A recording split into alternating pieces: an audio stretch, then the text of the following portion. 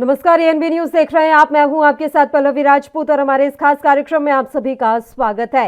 हिंदू धर्म और हिंदुत्व को लेकर अब राजनीतिक बयानबाजी शुरू हो चुकी है। सलमान खुर्शीद और राशिद अल्वी के बाद अब कांग्रेस नेता राहुल गांधी भी इसमें शामिल हो गए हैं। वहीं बीजेपी ने भी अब कांग्रेस पर हमला करना शुरू कर दिया है। शुक्रवार को बीजेपी ने हिंदू धर्म पर आ रहे कांग्रेस के बयानों को लेकर राहुल गांधी पर निशाना साधा। बीजेपी प्रवक्ता संबित पात्रा ने कहा कि कांग्रेस ने 24 घंटे के अंदर 3 बार हिंदू धर्म पर हमला किया।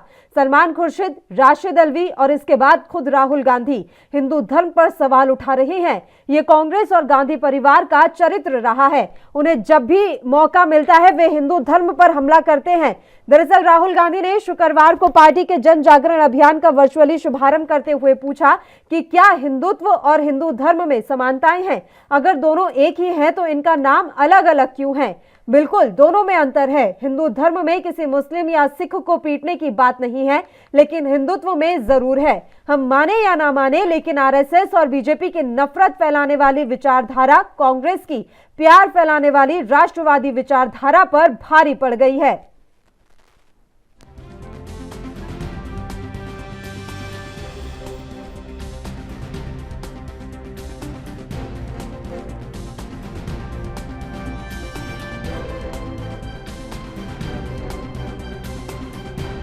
बीजेपी हिंदुत्व की बात करती है।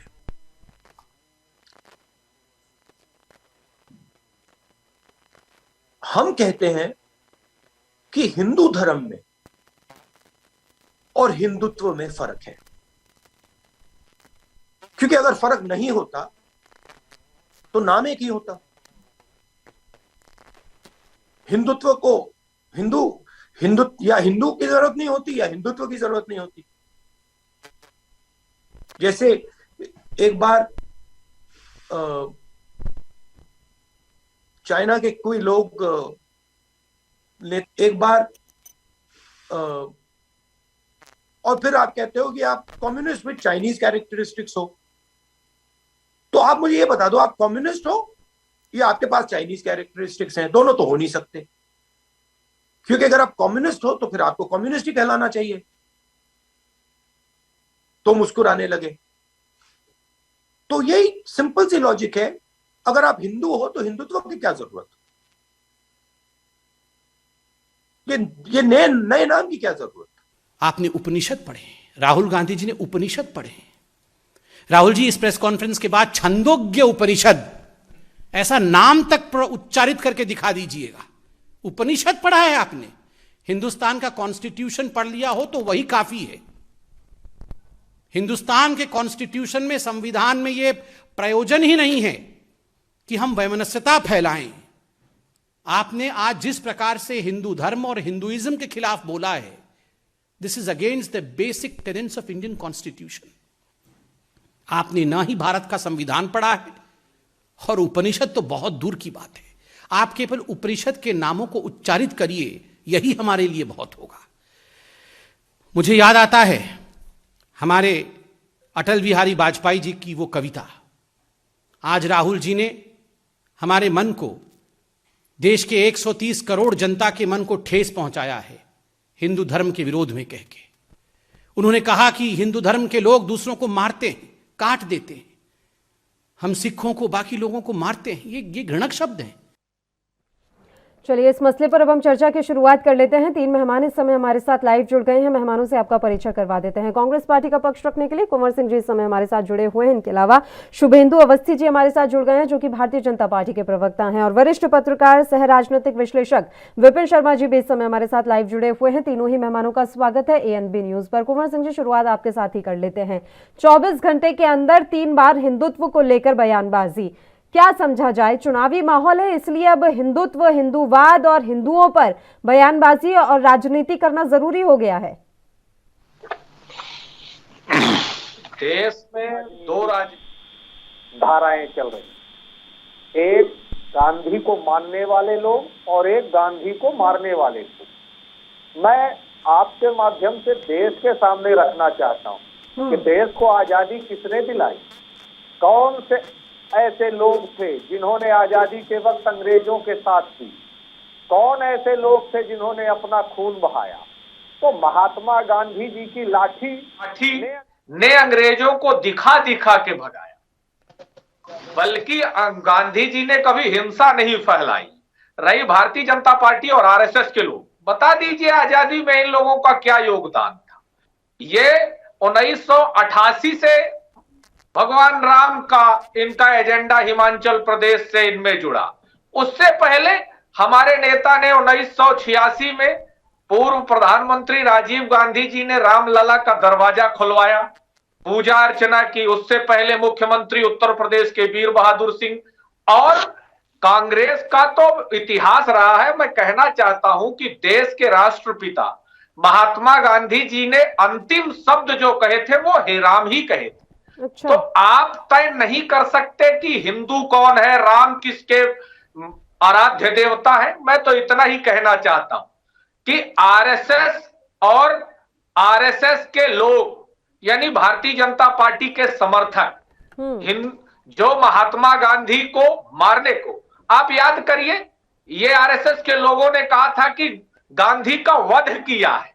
आप बताइए कि राष्ट्रपिता का वध करने वाले और नाथूराम गोडसे कोई मंदिर बनाकर उसकी पूजा करने वाले नरेंद्र मोदी जी और भारतीय जनता पार्टी देश के अंदर नाथूराम गोडसे को पूजती है और अमेरिका और इटली में जाके गांधी गांधी कहती। तो मेरा साफ कहना है कि ये तय ना करें कि किसका है। और रही संविधान की बात, तो हम भारत के लोग संविधान पर आस्था रखते हैं। और इतना याद दिलाना चाहता हूं कि जब सरकार में थी तभी देश का संविधान इस देश में लागू किया गया है और हमेशा से हमको संविधान पर आस्था रही।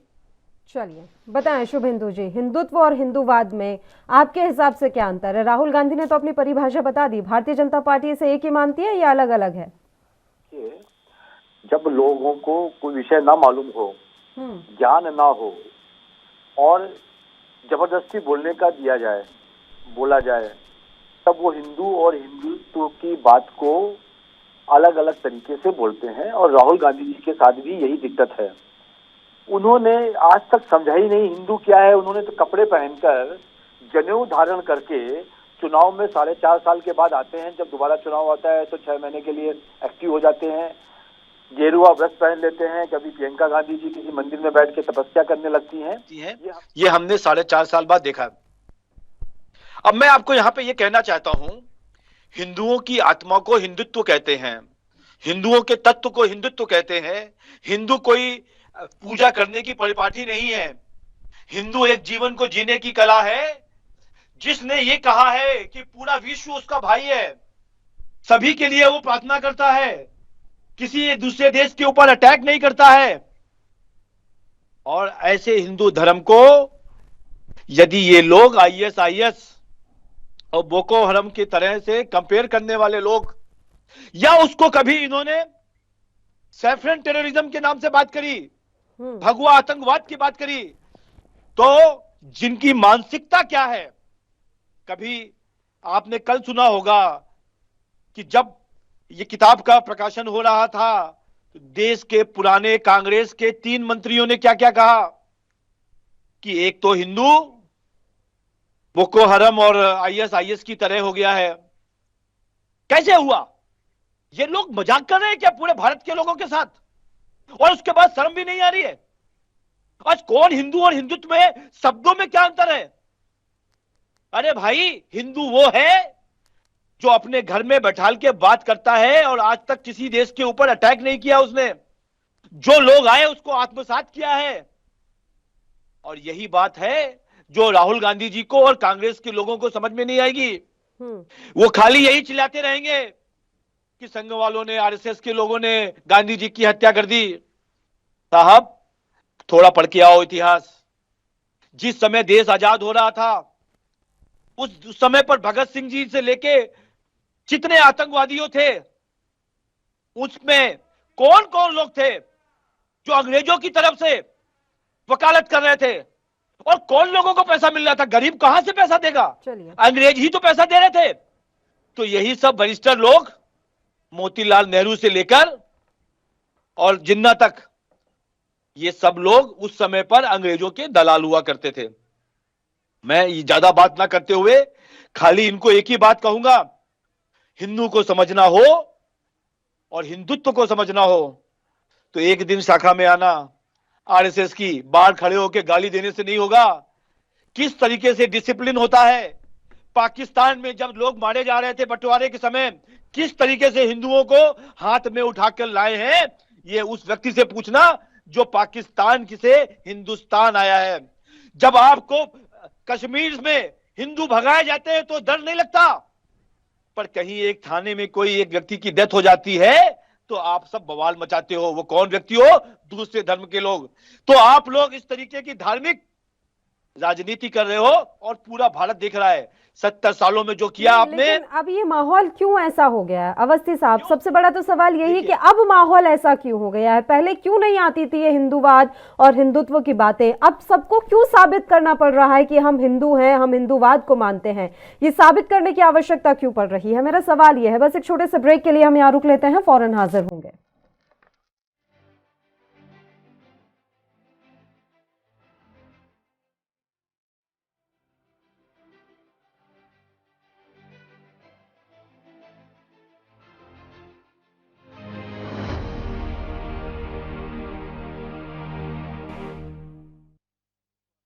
ब्रेक के बाद एक बार फिर से आप सभी का स्वागत है। देश में अब सत्ता की जो लड़ाई है वो हिंदुत्व पर आ चुकी है। हम देख रहे हैं कि 24 घंटे के भीतर किस तरीके से कांग्रेस के 3 नेताओं ने हिंदुत्व को लेकर बयान दिया और अब इस पर राजनीतिक बवाल छिड़ गया है। लगातार बयानबाजी दोनों तरफ से हो रही है। इसी मसले पर हम भी राष्ट्रधर्म में चर्चा कर रहे हैं। तीनों मेहमान हमारे साथ बने हुए हैं। विपिन शर्मा जी, मैं आपका रुख करना चाहूंगी। जिस तरह के हालात बने हुए हैं, लग रहा है कि कुछ समय बाद पहचान पत्र में यह भी लिखा जाएगा कि आप हिंदुत्व मानते हैं या नहीं मानते।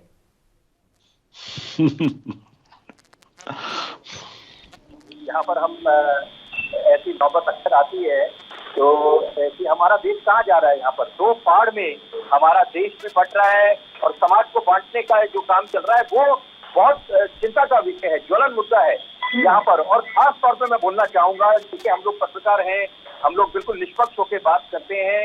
यहाँ पर हमें राजनीति से कोई मतलब नहीं।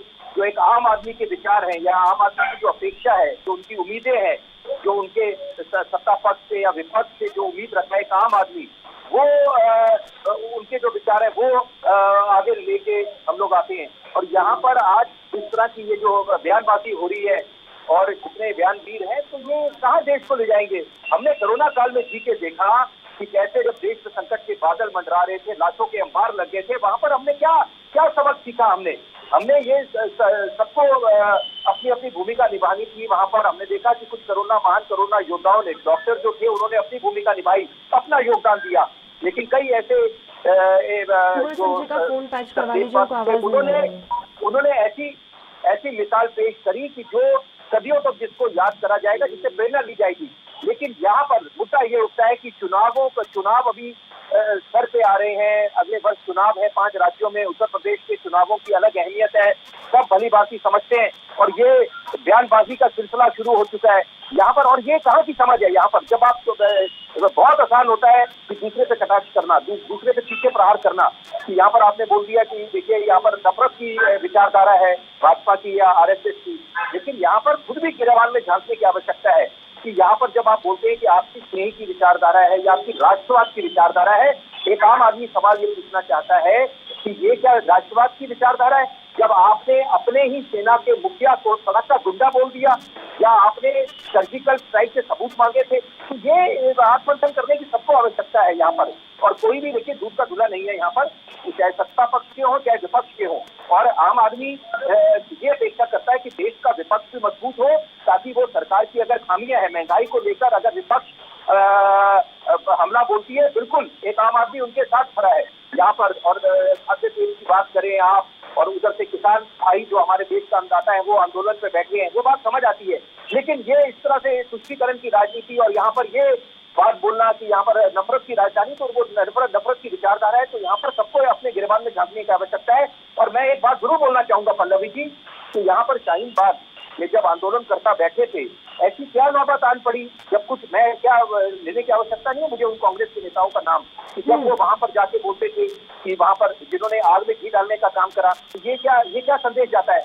यहाँ पर दायित्व ये बनता था कि आग बुझाने का काम करें। ये देश हम सबका है। यहाँ पर अगर कुछ भाई लोग हमारे किसी भी समाज के तबके के हो, किसी भी धर्म से उनका नाता हो, यहाँ पर सब सम्मान के पात्र हैं। तो अगर वो आंदोलन पे बैठे हैं तो यहाँ पर ये दायित्व बनता था, चाहे भले विपक्ष में है, कि यहाँ पर हम कैसे आग बुझाएं। और यहाँ पर वो आग में घी डालने का काम करा गया और यहाँ पर कुर्बानी देने की बात करी गई कि कुर्बानियां देनी है। अरे जनाब, कुर्बानी अगर देनी है तो वो एलओसी पे जाना चाहिए। वहां पर देखिए, जहाँ पर जिन विपरीत परिस्थितियों में हमारे बहादुर जवान लगे हुए हैं, जान की बाजी लगा के वहां पर वो ये सुनिश्चित करने में लगे हैं कि हम लोग महफूज रहे, सुरक्षित रहे, चैन से हम सो पाए। और यहाँ पर चुनौतियों का भरमार है। कोरोना काल में हमने जी के देखा, यहाँ पर चीन और पाकिस्तान अपनी चुनौती बना के बैठे। तीसरा यहाँ पर ये तालिबान आ गया है यहाँ पर। उसके बाद हम लोग ये बेतुकी बात करते हैं, यहाँ पर तुलना करते हैं हिंदुत्व की। किसी को भी ये हक नहीं मिलता कि यहाँ पर किसी भी धर्म, किसी की भी आस्था को चोट तो पहुंचाए। वाकई में किसी को नहीं है, लेकिन दिख रहा है ना कि अब किस तरीके से धर्म के नाम पर राजनीति साधने की यहाँ पर कोशिश की जा रही है। विपिन जी, हक तो वाकई में किसी को नहीं है, लेकिन हो तो यही रहा है। देश की राजनीति में खुल्लम खुल्ला बस यही चल रहा है। शुभेंदु जी, समझ में नहीं आता कि जय श्री राम का जो ये नारा है वो है किस लिए? राम भक्तों के लिए है या फिर हमें वोट मिल जाए इसके लिए है? कह के बड़े आसानी से चले गए उनके राशिद अल्वी जी की जय श्री राम तो काल नेमी राक्षस से उन्होंने तुलना कर दी। जय श्री राम का जो नारा लगाते हैं उन लोगों की, साबित क्या करना चाह रहे हैं जय श्री राम के नारे के पीछे? ये सब चीजें उनकी मानसिकता को दिखा रहा है। देखिए, आज डर गए हैं कांग्रेस के लोग। राहुल गांधी जी जब अपना स्टेटमेंट दे रहे थे तो जब चाइना और उसके साथ कम्युनिज्म का जोड़ने की कोशिश करी तो वो भूल गए कि क्या बोलना था उनको। इसलिए बहुत ज्यादा इस सब चीजों पर ध्यान देने की जरूरत नहीं है। वो कुछ भी बोल रहे हैं, कोई एक बोल रहा है। अब कल देखिए, गुलाम नबी आजादी जो पुराने मैच्योर लोग हैं, उन्होंने इस चीज को जब इस तरीके की किताब के ऊपर उन्होंने लिखा है कि ये ठीक नहीं लिखा गया, कहीं से भी कोई तुलना करने का कोई अधिकारी नहीं है और तुलना की भी नहीं जा सकती है। तो कुछ समझदार लोग हैं कांग्रेस में, पर अनफॉर्चुनेटली उनका कोई भी कांग्रेस में कोई पूछ नहीं रहा उनको। G23 में लोग हैं जो कुछ आप बात कर रहे थे राहुल गांधी के संबोधन की, मैं बीच में आपको टोक रही हूँ। उन्होंने ये चीज पूछी है कि जब हमारे पास हिंदूवाद शब्द था तो आपको इसको नया नाम देने की कहाँ जरूरत पड़ गई? हिंदुत्व शब्द क्यों इस्तेमाल किया जा रहा है? कहाँ से आया ये हिंदुत्व शब्द? हमारे यहाँ सूरज के भी पर्यायवाची लगभग 15 होंगे। सूर्य को भी कहते हैं, रवि को भी आदित्य कहते हैं और भास्कर भी कहते हैं, पता नहीं क्या क्या नाम, हिरण गर्भय और सावित्र सविता। देखिए, किसी भी एक चीज के कई नाम हो सकते हैं और इसी तरह हिंदू और हिंदुत्व में कोई फर्क नहीं है। अब उनको कौन समझाए इस चीज को? कोई छोटा व्यक्ति भी, कांग्रेस का समझदार व्यक्ति उनको समझा सकता है कि साहब आपने क्या क्वेश्चन पूछ दिया। वो अभी उनकी जो चाल है वो ये कहना चाहते हैं कि हिंदुओं में, अभी तक पहले उन्होंने हिंदू और मुस्लिम में बंटवारा कराया। 70 सालों में कांग्रेस ने एक ही काम किया कि किस तरीके से हिंदू को मुस्लिम से अलग रखा जाए और मुस्लिम वोट मिलता रहा। इसको मुस्लिम तुष्टीकरण की वो कही गई। फिर उनको लगा इसमें कहीं ना कहीं उनको नुकसान ना हो जाए, तो अब उन्होंने हिंदुओं को बांटने की कोशिश की जा रही है। कई बार सिखों को अलग कर देते हैं, कभी जैनों को अलग कर देते हैं और अभी हिंदुओं में भी दलित को और ऊपर को अलग कर रहे हैं। ये सब उनकी चालें हैं। वो एक नया हिंदुत्व की परिभाषा बनाना चाहते हैं। ये वही लोग हैं जो हिंदू भगवावाद कहते थे, भगवा आतंकवाद कहते थे और अब हिंदुत्व को ISIS से तुलना कर रहे हैं और अब क्या कहते हैं इसको, हिंदू और हिंदुत्व में भी फर्क बता दिया। ये उनकी मानसिकता खराब है या उनकी जानकारी नहीं है। तो ऐसी जब जानकारी जब विषयों पर नहीं हो तो राहुल गांधी जी को नहीं बोलना चाहिए, सलमान खुर्शीद जी को किताब नहीं लिखनी चाहिए, दिग्विजय सिंह जी को वीर सावरकर जी का नाम लेके गाय के ऊपर स्टेटमेंट नहीं देना चाहिए। ये सब चीजें उनकी अपनी हैं और इससे जनता देख रही है कि उनकी व्यक्तिगत मानसिकताएं क्या है और जनता जवाब देगी उनको। ऑलरेडी 0 कर दिया है, आने वाले समय पे जनता उनको पूर्ण नाश की ओर ले जाएगी। नहीं, अभी 0 कहाँ किया है सर? उपचुनावों में तो ठीक ठाक कमबैक करते हुए वो दिखाई दे रहे हैं, तो 0 तो आप कैसे कह दें कि 0 कर दिया है? सुनते लीजिए, देखिए मैं समय के साथ बता रहा हूँ कितने राज्यों में उनकी राजधानी होती थी। हाँ। ऐसी सरकारें जहां पे वेस्ट बंगाल में 35 साल सरकार रही, उनकी एक भी सीटें नहीं आई। तो ये सब अपनी विचारधारा के लिए है। कई बार क्या कहते हैं हमारे यूपी में कि भाई जब कभी किसी चींटी की मौत आती है ना तो वो ज्यादा फड़फड़ाती है, वही स्थिति समझ में आ रही है। क्योंकि कुछ भी टॉपिक पे नॉलेज नहीं है। कौन सा उपनिषद पढ़ लिया इन्होंने, वो उपनिषद का सार पढ़ लेते, 4-5 लाइन में लिखा होता है। पर सबको क्यों बताना है कि हमको जनेऊ लगाना है, हमको ये करना है? क्योंकि एक नए हिंदुत्व की परिभाषा करना चाहते हैं, और चुनाव के समय पर कोई भी सेंटेंस खाली नहीं होता है। उसके लिए एक विशेष कहते हैं जिसको हम सोच समझी साजिश की है। इसीलिए सलमान खुर्शीद जी ने किताब लिखी है, पेज नंबर 113 पे उसको तुलना करी है ISIS से। और अब राहुल गांधी जी ने जबकि उनको माफी मांगनी चाहिए थी, वो माफी ना मांगते हुए उसको जस्टिफाई कर रहे हैं।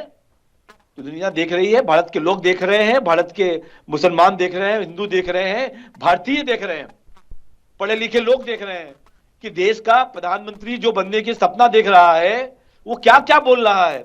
चलिए, और इसलिए आने वाला समय उनको बताएगा। पल्लवी जी, आपको और हमको बहुत ज्यादा करने की जरूरत नहीं है। ये सेल्फ गोल करने वाले लोग हैं, अपने ही पाले में गोल मारेंगे। चलिए देखते हैं, वो तो आने वाला वक्त बताएगा। एक छोटे से ब्रेक के लिए पहले यहाँ पर रुक लेते हैं। ब्रेक के उस पार चर्चा लगातार ऐसे ही जारी रहेगी। आप देखते रहिए ANB न्यूज।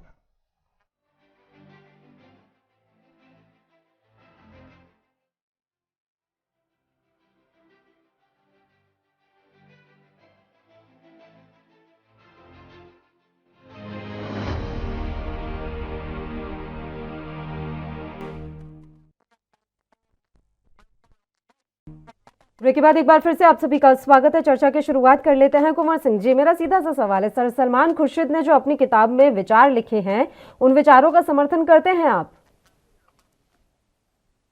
देखिए, देश में लोकतंत्र है जी। कोई अपनी बात लिखता है, वो उसका निजी विचार। अब समर्थन कौन क्या करेगा वो तो जब सामने आएगी, दुनिया उसको देखेगी, उस पर कौन क्या टिप्पणी करता है ये अलग मैटर है। लेकिन किसी की विचार को हम रोक नहीं सकते। भाजपा के नेता भी कह रहे थे कि राहुल गांधी जी को इतिहास की जानकारी नहीं है, और उन्होंने कहा कि अंग्रेजों की दलाली जवाहरलाल नेहरू जी ने करी थी। मैं स्पष्ट कहना चाहता हूं कि जान लीजिए, देश में जवाहरलाल नेहरू ने जेल में डिस्कवरी ऑफ इंडिया लिखी थी, यानी भारत एक खोज। और जिनकी ये बात कर रहे हैं माननीय देश के प्रधानमंत्री नरेंद्र मोदी जी, जो बांग्लादेश के आंदोलन में जेल में थे, तो उन्होंने बांग्लादेश के आंदोलन में सेल फॉर इंडिया, भारत बेचो लिखी है क्या? दूसरी बात, इन्होंने कहा दलाली कौन खाता था। मैं एक सवाल इनसे पूछना चाहता हूं, 35 साल की उम्र में श्यामा प्रसाद मुखर्जी कलकत्ता यूनिवर्सिटी के कुलपति कैसे हो गए, ये बता दें हमको। दूसरी बात, वीर सावरकर की इन्होंने बात करी, तो माफीनामा लिखता कौन गया? भगत सिंह को इन्होंने आतंकवादी कहा। मैं इनसे पूछना चाहता हूं कि भगत सिंह अगर आतंकवादी थे इनकी नजर में, और अमित शाह की नजर में महात्मा गांधी चतुर बनिया थे, तो ये इतिहास पढ़े, इनको पढ़ने की जरूरत है। इनको ये याद नहीं है। और कितने उपनिषद है साहब, टॉपिक पे आओ। अब सुन लीजिए, बीजेपी के लोगों में आप ही बता दीजिए, अपना फेंकते रहते हैं, आपने विषय को नहीं बताया। कौन क्या करेगा? देखिए, और एक बात पल्लवी जी जान लीजिए जी, मैं स्पष्ट कहना चाहता हूं, ना किसी धर्म में खराबी होती है, ना किसी जाति में खराबी होती है, लेकिन जब वाद शब्द जुड़ता है, जाति के साथ वाद जुड़ेगा, जातिवाद में खराबी हो जाएगी, हिंदूवाद में खराबी हो जाएगी, मुसलमानवाद में खराबी हो जाएगी। और वाद जो है वो अननेसेसरी अपने आप को एक्सप्लेन करने लगता है। तो मेरा सीधा सा आप सबसे आग्रह है कि किसी भी बात को कहां कौन बोल रहा है, उसका अर्थ अनर्थ सोचे बगैर परिणाम पर नहीं जाना चाहिए। और एक आप बताइए, बात तो किताब को फेवर में हो या नहीं हो? इसके प्रधानमंत्री इतिहास पढ़े, उनको पता ही नहीं है। और बहुत सारी बातें हैं, मैं कहने लगूंगा तो फिर इनको चिमटी आप लगेगी। बता दीजिए जो उन्होंने सलमान खुर्शीद जी ने आपने बोल दिया सर, ये तो आपने घुमा फिरा के बात कह दी कि चलिए जिसका जो विचार है उसके विचारों को रोका नहीं जा सकता, लेकिन आपके नाम तो लंबी फहरिस्त है ना, जो ये बताने के लिए काफी है कि हिंदुओं के लिए आप किस तरह की विचारधारा रखते हैं। अभी ज्यादा दिन नहीं हुए हैं, वो तो चलिए अब सत्ता पलट गई मध्य प्रदेश में। कमलनाथ ने तो खुल के कहा था कि मुस्लिम हमें वोट दें, नहीं तो हम हार जाएंगे, इस तरह की बात बोली थी ना कमलनाथ ने। क्यों बोली थी, क्यों जरूरत थी आपको? आप सबका नाम लेते, और ना जाने कितने ऐसे सोमनाथ मंदिर दोबारा बनाने का विरोध किसने किया, हिंदू आतंकवाद शब्द किसने गढ़ा, बनारस हिंदू विश्वविद्यालय में हिंदू शब्द के इस्तेमाल पर आपत्ति किसने जताई, इसका भी आप जवाब दें सर कि ऐसा क्यों हुआ। आपका जवाब मैं लूंगी, बस एक छोटे से ब्रेक के लिए हम यहां रुक लेते हैं, फौरन हाजिर होंगे।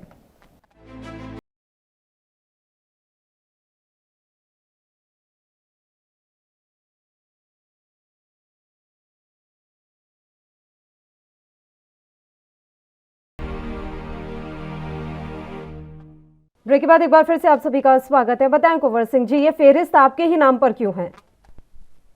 फेहरिस्त हमारे नाम पर भी नहीं है। हम तो ये कहना चाहते हैं, आपने कहा सोमनाथ मंदिर का, तो आपको भी जानकारी होगी और दुनिया को जानकारी है कि देश के प्रथम गृह मंत्री सरदार वल्लभ भाई पटेल जी ने सोमनाथ मंदिर का जीर्णोद्धार किया। तो वो आरएसएस के थे, वो तो आरएसएस पर प्रतिबंध लगाने वाले थे, जिनने 1948 में देश के संसद में प्रतिबंध लगाया। और आप कह रहे थे हिंदू मुसलमान का कमलनाथ जी या जो भी। तो मैं एक बात कहना चाहता हूं कि देश में सबको जीने का अधिकार है और देश में सर्वधर्म समाज के लोग रहते हैं। तो हम केवल एक धर्म की बात नहीं करते, हम सब धर्म की बात करते हैं। और कि अगर 90% मुसलमानों ने मतदान नहीं किया तो कांग्रेस का जीतना मुश्किल हो जाएगा। जीर्णोद्धार किया, वो सारी बातें मैं एक्सेप्ट कर रही हूँ, लेकिन विरोध भी तो हुआ था। सरकारी खजाने के इस्तेमाल के लिए डर रही थी ना कांग्रेस के नेता। क्यों डर रहे थे? क्यों कहा उन्होंने मुसलमान जो है मतदान करें, नहीं तो हमारा जीतना मुश्किल हो जाएगा? क्यों आपने अपने वचन पत्र में लिखा कि आरएसएस की शाखाओं को बंद किया जाएगा? तो मैं एक बात स्पष्ट कहना चाहता हूं कि आरएसएस देश में ऐसा संगठन है जिसका ना कोई ऑडिट है, ना कोई सदस्यता है, ना रजिस्ट्रेशन है। तो किस चीज का संगठन है ये? आप बताइए, हमें आपसे ही पूछना चाहते हैं। ये है तो रजिस्ट्रेशन कराएं, पंजीयन कराएं अपना। अच्छा। और ये आप भी जानते हैं कि 50 साल आजादी के बाद इन्होंने तिरंगे झंडे को अपने आरएसएस के कार्यालय नागपुर में नहीं फहराया, और 2 लोगों ने 2002 में झंडा फहरा दिया था, तो उसके खिलाफ इन्होंने मुकदमा कराया था। तो इनसे पूछिए लेकिन कि अगर जम्मू कश्मीर में तिरंगा नहीं फहरा, उस पर किसी को तकलीफ नहीं हुई। किसी ने नहीं कहा कि जम्मू कश्मीर में इतने साल तिरंगा क्यों नहीं फहराया गया, लेकिन आरएसएस ने अपने कार्यालय के ऊपर तिरंगा नहीं फहराया, उसके बारे में आप बोल रहे हैं कुंवर सिंह जी। फिर आप बताएं किस तरीके से आपकी विचारधारा को समान माना जाए? हम आपसे एक बात स्पष्ट कहना चाहते हैं, विपिन जी 1 मिनट का समय दीजिए। है और 60 सालों में जम्मू कश्मीर को हिंदुस्तान के हमेशा से हमारी सरकारों ने कहा कि हिंदुस्तान का सरताज जम्मू कश्मीर है, इस पर कोई दो राय नहीं है। और मैं एक बात स्पष्ट कहना चाहता हूं कि 3 युद्ध हुए कांग्रेस पार्टी के नेतृत्व में, तो कांग्रेस पार्टी के नेतृत्व में तीनों युद्ध हमने जीते। और ये जो आज कह रहे हैं पाकिस्तान को मुंहतोड़ जवाब देंगे, चीन को मुंहतोड़ जवाब देंगे, उस समय की परिस्थितियां क्या थी आप सोचिए। देश में सुई तक नहीं बनती थी, और उस समय युद्ध हम लोगों ने किया जब देश के हाल कैसे थे, और आज देश की सीमाओं पर क्या हाल है। अरे सर, एक जवाब दे दो।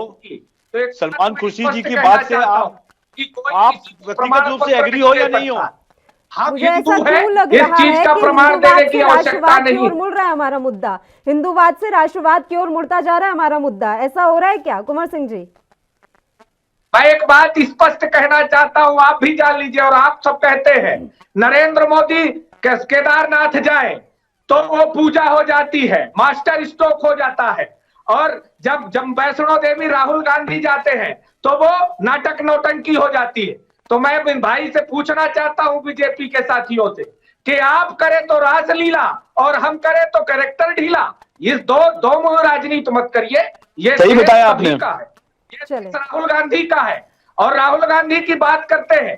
आज देश के अंदर वही नेता एक ऐसा है जो जनता के लिए लड़ रहा है, और इतनी महंगाई, इतना किसानों के साथ अत्याचार, कौन आ रहा?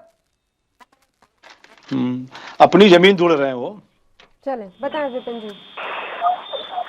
देखिए, सबसे सर्वप्रथम मैं जो बात बोलना चाहूंगा कि सारे नेताओं को, राजनीतिक दलों को एक बात समझ लेनी चाहिए कि किसी की भी आस्था से खिलवाड़ करने का हक किसी को नहीं मिलता।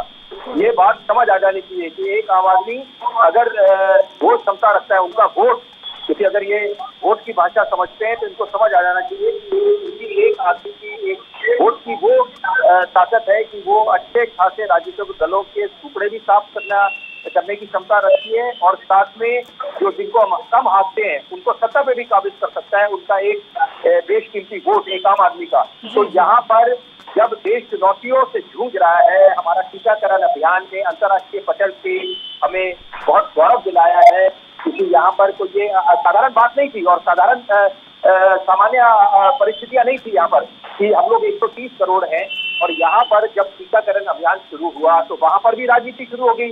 तो उससे क्या एक आम आदमी समझेगा कि राजनीति का स्तर इतना नीचे आ गया, राजनीति करिए, और लेकिन आप सियासी रोटियां सेकने के चक्कर में ये भूल जाते हैं कि यहाँ पर देश हित और एक जनहित के जो मामले हैं, मुद्दे हैं, उनसे उसमें आपको रोल मॉडल समझा जाता है नेताओं को।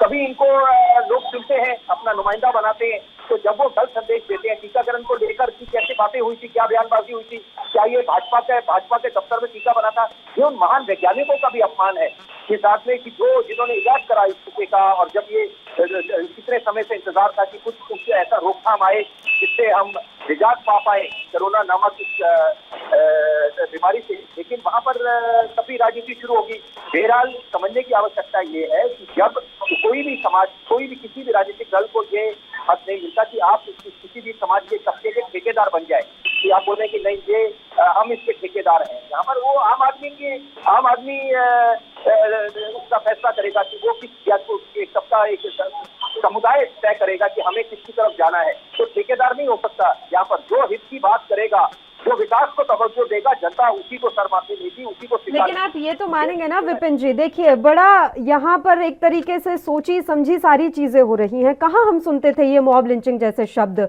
मॉब लिंचिंग जैसे शब्दों से अब हमारा पाला पड़ने लगा है, हिंदुत्व जैसे शब्दों से अब हमारा पाला पड़ने लगा है। इसके अलावा ये जय श्री राम के नारे को जिस तरीके से राजनीतिकरण किया जा रहा है, ये अब हम कुछ सालों में देख रहे हैं।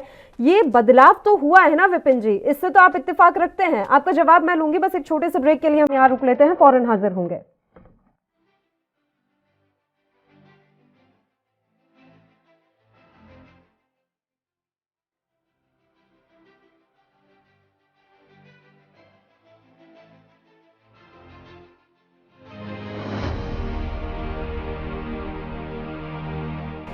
ब्रेक के बाद एक बार फिर से आप सभी का स्वागत है। विपिन शर्मा जी, बदलाव महसूस करते हैं आप?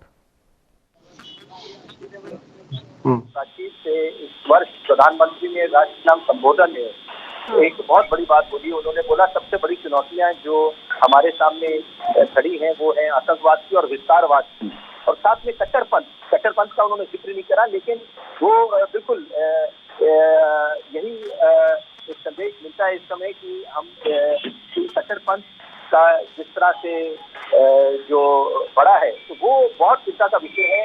ये समझना पड़ेगा कि जनता जनार्दन होती है, जनता का जनादेश, जनता जब अपना जनादेश देती है तो वो अच्छे खासों के टुकड़े भी साफ हो जाते हैं, और जिनको हम हल्का समझते हैं वो सत्ता पे भी काबिज हो जाते हैं। तो वो ताकत है, और यहाँ पर राज सर्वोपरि ये क्या समझाने की किसी को आवश्यकता है कि अभी हाल फिलहाल में हम कुछ घटनाओं का अगर जिक्र करें, तो तिरंगे का कैसे अपमान हुआ 26 जनवरी को, जिसने भी करा वो जांच का विषय है। वो मामले की जब तय तक जाया जाएगा तब दूध का दूध पानी का पानी होगा, लेकिन उससे क्या हमारे देश की छवि अच्छी हुई? अंतर्राष्ट्रीय पटल पे हमारे देश की छवि धूमिल हुई। ये जो जितने अंतर्राष्ट्रीय मीडिया है, BBC, ये लोग तो इनको तो मजा आता है कि यहाँ पर कैसे इनको मौका मिले और हिंदुस्तान की छवि को धूमिल करे, जो किसी को हक मिलता नहीं है। अपने गिराबान में ये लोग भागते नहीं है, और वहां पर आपने देखा कनाडा के प्रधानमंत्री बीच में हस्तक्षेप कर रहे थे, वो बयानबाजी कर रहे थे जस्टिन ट्रूडो, और हमने फिर देखा कि कैसे ग्रेटा थनबर्ग ने टूल किट की, और ये तमाम ऐसी बातें, टूल किट की बातें चली यहाँ पर।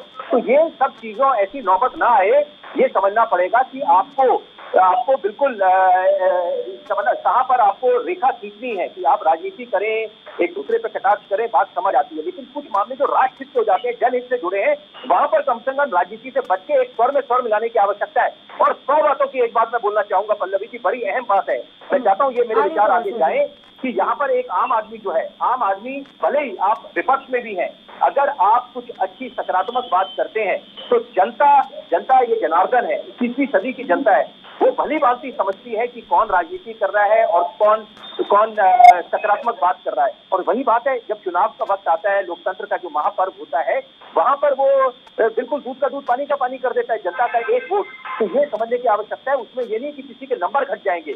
अगर आप कुछ अच्छी बातों पर, जैसे 370 हटा जब, तो क्या वो एक नई सुबह का आगाज नहीं हुआ था? इतने वर्षों से किसका देश, हमारे हिंदुस्तान का मुकुट है कश्मीर, धरती का स्वर कहलाता है। इतने वर्षों से क्या हुआ था? किसका विकास हुआ था? किसका उद्धार हुआ था? वहां का युवा गुमराह हो चुका था। अपनी फौज को पत्थरबाज, यहाँ पर वो युवा जो है अपनी फौज को दुश्मन समझ बैठा था, पत्थरबाज बन गया था। तो वो अब जब एक नई सुबह का आगाज हुआ, नई उसकी नींव रखी गई कि ताकि विकास को तवज्जो मिले, एक नया कश्मीर बने, तो क्या इसका स्वागत नहीं होना चाहिए था? वहां पर भी राजनीति हुई। तो अब और यहाँ पर आत्मचिंतन करने की आवश्यकता है कि अगर कोई राजनीतिक दल जनता से दूर जा रहा है तो क्या कमी पेशी रह गई है। तो ये बहुत जरूरी है यहाँ पर, क्योंकि जनता सब समझती है इस समय कि कौन किस तरह की राजनीति कर रहा है और कौन सकारात्मक विचार लेके देश को आगे बढ़ाना चाहता है। ये वक्त है कि जब हम लोग चुनौतियों से हमने जूझा, अपने देश को उभारा, और अभी भी क्योंकि कुछ कह नहीं सकते कि किसी लहर आएगी, क्या होगा, लेकिन यहाँ पर हम लोग सचेत हैं, सावधान हैं। और यहाँ पर जब देश को उभार रहे हैं हम लोग कोरोना काल के संकट के दौर से, तो यहाँ पर ये दायित्व बन जाता है, खासकर रोल मॉडल्स का, नेताओं का, जिनको लोग अपना नुमाइंदा चुनती है, कि वो कुछ ऐसी अच्छी नज़ीर पेश करें जिससे प्रेरणा मिले, ताकि देश को हम और आगे ले जा पाएं। और ये वक्त है सिर्फ विकास को तवज्जो देने का, और ये संकल्प लेना चाहिए कि हम उस दौर को दोबारा लेके आएंगे जब हिंदुस्तान, हमारे महान देश को सोने की चिड़िया कहा जाता था, land of the golden sparrow, $1 1 रुपए का हुआ करता था। आज हम देखते हैं और इतने वर्षों से क्या हुआ। तो ये तो अगर बिगड़ा पूरा जाएगा तो सब इसमें जिम्मेदार होंगे। यहाँ पर सबकी जिम्मेदारी बनती है, जवाबदेही बनती है। तो यहाँ पर पेश करने की जवाबदेही बनती है। बिल्कुल, अभी संकल्प यही लेना है कि विकास के मुद्दे पर ज्यादा ध्यान जाए, ना कि हिंदुत्व और इस तरह के मुद्दों पर। बताएं शुभेंदु अवस्थी जी। मैं आऊंगी कुंवर सिंह जी, एक रिएक्शन में शुभेंदु जी से ले लेती हूँ। देखिए, हम अलग अलग बयानों के बारे में बात कर रहे हैं, लेकिन अगर इसी पर चर्चा चल रही है तो कंगना रनौत के बयान का भी आप समर्थन नहीं करेंगे, जिसमें वो ये कहकर गई थी कि असली आजादी तो हमें 2014 के बाद ही मिली है। आज जब कंगना रनौत का ये स्टेटमेंट आया तो मैंने खुद ही ऑफिशियल तरीके से उसको मना किया, और हमने उसको डिक्लाइन किया और कहा कि इस तरीके की भाषाओं को नहीं बोलना चाहिए, और बीजेपी पार्टी और इटसेल्फ इस तरीके के लोग को बढ़ावा नहीं मिलना चाहिए। हमने कभी बढ़ावा नहीं दिया और हम ना ही आगे देंगे कभी जी। अभी इस चैनल के पहले एक चैनल के डिबेट में भी था और कंगना रनौत का विषय था, और मैंने साफ साफ कहा कि किसी को ये अधिकार नहीं मिलना चाहिए कि भारत के स्वाधीनता संग्राम सेनानियों के ऊपर कोई इस तरीके का स्टेटमेंट दे कि आजादी भीख में मिल गई है। यदि पार्टी विद हमारी है तो हम लोग ये देखते हैं कि हमारे यहाँ से कोई भी व्यक्ति, कंगना रनौत हमारा कोई हमारी मंत्री नहीं रही है, हमारी एक फॉलोवर हो सकती है, और यदि उन्होंने स्टेटमेंट दिया है तो हमने उसको डिक्लाइन किया है।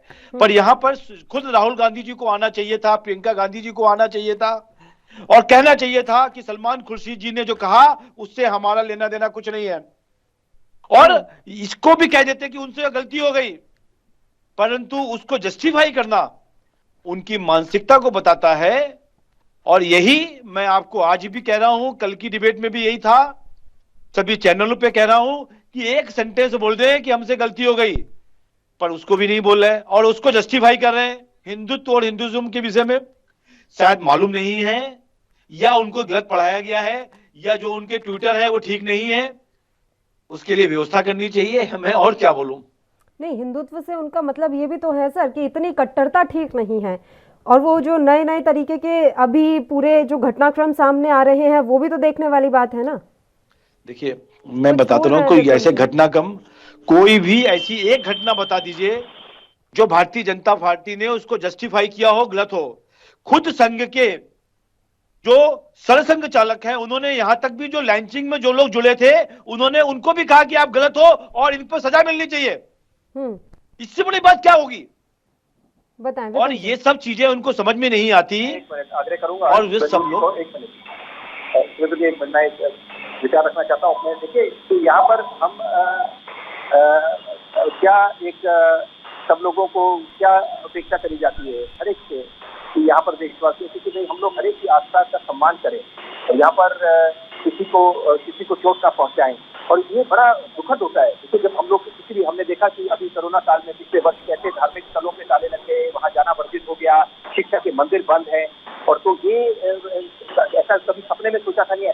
आएगा, हमने उसमें भी जी के देखा, क्या सबक सीखा। और सबसे बड़ी बात है यहाँ पर कि हम लोग अगर ये अपेक्षा करते हैं कि हमारे धर्म, हमारी आस्था को कोई सम्मान करे, तो हमारा भी ये फर्ज बनता है कि हम दूसरे की भी आस्था का सम्मान करें। और ये ट्रेंड बहुत दुखद है पल्लवी जी, बहुत दुख होता है मुझे बोलते हुए।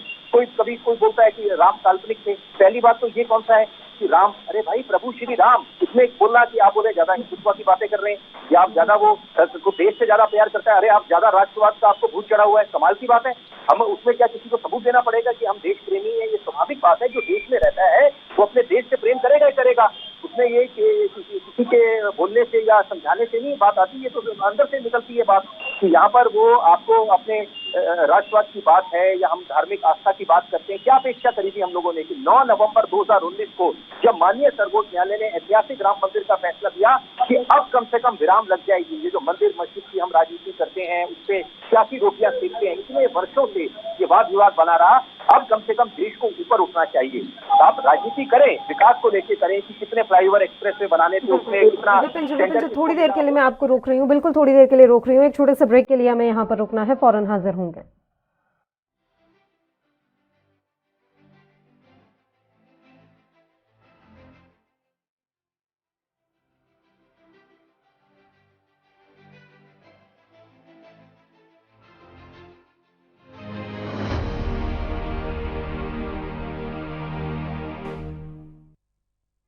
ब्रेक के बाद एक बार फिर से आप सभी का स्वागत है। मेहमान लगातार हमारे साथ बने हुए हैं। कुंवर सिंह जी, आपका ही रुख कर लेते हैं, बताएं आप अपनी बात। और सबसे बड़ी बात यह है कि भारतीय जनता पार्टी से जो प्रवक्ता हमारे साथ जुड़े वो लगातार यही कह रहे हैं कि मैं और क्या बोलूं, यानी कि साफ तौर पर आप और आपकी पार्टी इस समय कटघरे में खड़ी हुई है और सफाई आपको ही पेश करनी है। देखिए, कोई सफाई देने की जरूरत नहीं है। देश सबसे पहले है और राष्ट्र निर्माण में हमने जो किया, आपने 60 सालों में कांग्रेस पार्टी का देखा, सुई से हवाई जहाज बनाने का हमने काम किया। और जो आज भाजपा के लोग कह रहे हैं कि हम क्या जवाब दे, बेचने का काम आप ही कर रहे हैं। दूसरी बात, मैं शर्मा जी का सुन रहा था, उन्होंने कहा कि देश में 26 जनवरी को जो हुआ हमें भी दुख है। आपकी पुलिस है, आपकी इंटेलिजेंस है, गुप्तचर एजेंसी है, आप काम करिए, FIR दर्ज करिए, हमें कोई आपत्ति नहीं। आपने एक बात कही कि देश के प्रधानमंत्री के खिलाफ जो कनाडा के प्रधानमंत्री बैठे, मैं भाई साहब से पूछना चाहता हूं कि देश के प्रधानमंत्री जब अमेरिका जाके हाउडी मोदी और एक व्यक्ति का प्रचार कर रहे थे तो देश का सम्मान बढ़ रहा था? आप बताइए। और आपने ही कहा कि किसानों से एक फोन कॉल दूर है, तो वो फोन कॉल कब आएगा? 1 साल तो हो रहे हैं। दूसरी बात, देश के ही किसान बैठे, उन किसानों को आप क्या क्या कहते हैं? आपने क्या क्या संज्ञाएं दी? तो उनसे आपको बातचीत नहीं करना चाहिए। और हमारे आदरणीय विश्लेषक साहब कह रहे थे कि पार्टियां अपना अपना काम करती है, हम विपक्ष में हैं और देश के वैज्ञानिकों ने जो किया है कोरोना महामारी के लिए, हम सब नतमस्तक हैं उनके आगे। उनने देश का सम्मान बढ़ाया। लेकिन आपने क्या किया? सुप्रीम कोर्ट में हलफनामा दे दिया कि कोरोना महामारी नहीं है, हम किसी को सहायता नहीं दे सकते। आपने दिल्ली हाई कोर्ट पर दे दिया हलफनामा कि PM केयर फंड सरकारी नहीं है। तो आपने सरकारी संस्थानों से चंदा क्यों लिया? आपने प्रधानमंत्री का चेहरा आगे करके गरीब व्यक्ति से अपनी जो जमा पूंजी थी उसको आपने PM केयर फंड में जमा कराया, वो कहाँ है? और आपने कहा आतंकवाद का, तो मैं पूछना चाहता हूं कि नोटबंदी आपने लागू करी थी, आपने कहा था आतंकवाद समाप्त हो जाएगा, कहाँ आतंकवाद समाप्त हुआ? और रही बात आपने जो कहा है, तो पुलवामा की जांच करा दीजिए, क्यों सच्चाई नहीं ला रहे हैं? और देश देख रहा विश्व स्तर पर कि किस तरह लखीमपुर खीरी में देश के गृह राज्य मंत्री के बेटे गाड़ी चढ़ाकर किसानों की हत्या करते हैं और आप उन गृह मंत्री को पद से हटाने तक के लिए तैयार नहीं। और देश की सर्वोच्च न्यायालय बार बार टिप्पणी करती है, तो किसको जिम्मेदारी लेनी चाहिए?